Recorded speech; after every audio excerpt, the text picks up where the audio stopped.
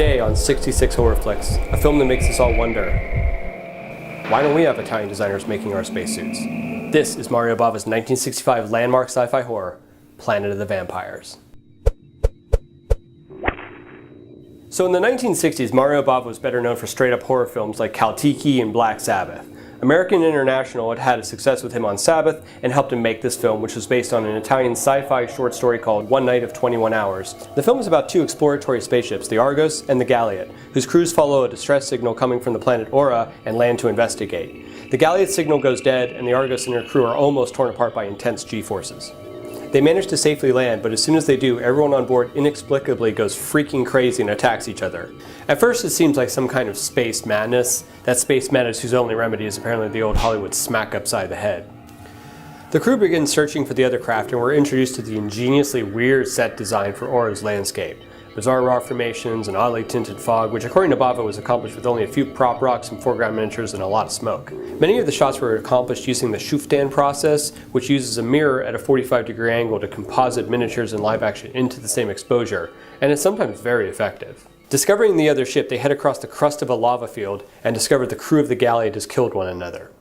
They bury the dead, but soon we see the bodies rise, and those still alive have to find a way to escape this planet because obviously it is evil.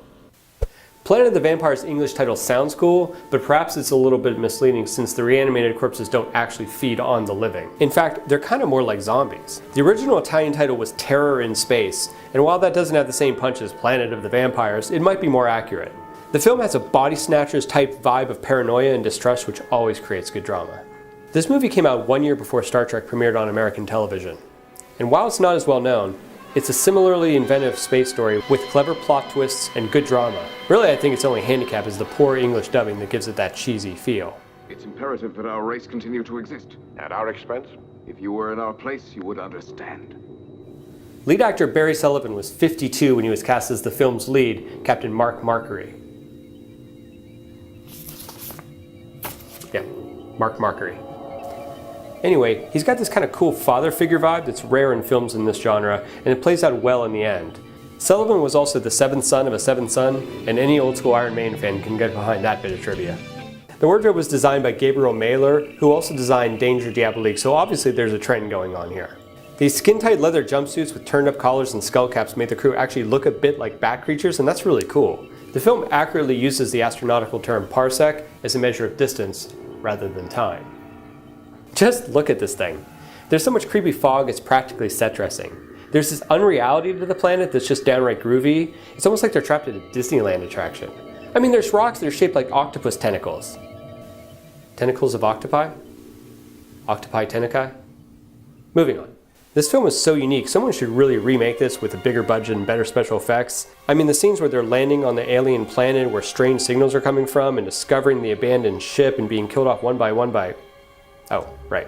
Seriously though, there's a lot of people that think that Alien was inspired by this film and another film called It, the Terror from Beyond Space. And while Ridley Scott and Dan O'Bannon both claim that they'd never seen these films before they made Alien, there are striking similarities. Of course we want to take them at their word, but I also think that by 1979 there was an entire collection of films which contain elements that would inspire Alien. So the argument can be made that that masterpiece more grew out of a general zeitgeist of motifs common to the genre. I can explain this better with some animation. It's time for Horror University with Jim Towns. Viewers tend to focus on the monster or killer in horror movies as the reason the film is scary, and of course these characters are frightening, but they're only half of the fear equation. The other half is setting. Think about it. Jaws is an incredible and often terrifying movie, but if the film was set in, say, the LA Coliseum, the shark wouldn't be scary, it would be dying, and the movie would be called Free Willy, The Great White Rescue.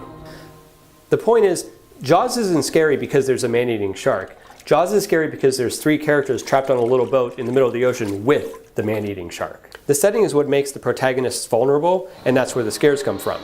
The creature from the Black Lagoon is scary because people are trapped in his lagoon, and Jason Voorhees is scarier in the middle of nowhere than he is in the middle of Manhattan. And we have the evidence to prove that. Bringing the point home, Planet of the Vampires' fear factor comes not just from the fact that the dead are rising to attack the living, but also from the fact that the astronauts are trapped in this inhospitable alien world. The setting gives the film more than just atmosphere, it gives it danger. And in this instance, the filmmakers created a truly unique setting to amplify that danger.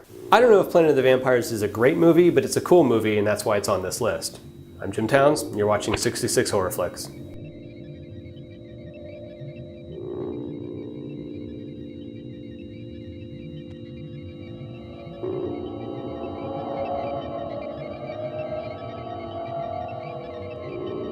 Then we either take off or we blow up.